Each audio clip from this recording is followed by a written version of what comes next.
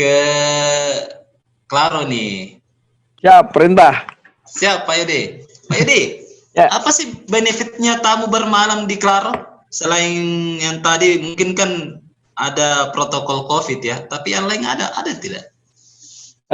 Kalau di Claro sendiri ya sebenarnya reguler untuk syarat menginapnya itu reguler. Hanya memang yang membedakan sekarang breakfast langsung ke kamar, kemudian housekeeping yang membersihkan kamar juga one floor one man, jadi satu orang untuk satu floor, dan itu terdata. Jadi di Claro sendiri salah satu inovasi yang kita buat adalah semua housekeeping itu terdata, baik dia masuk di kamar berapa, kemudian jam berapa, kontak dengan tamunya jam berapa, itu kita data. Salah satunya. Seperti itu. Kalau untuk yang menginap ya.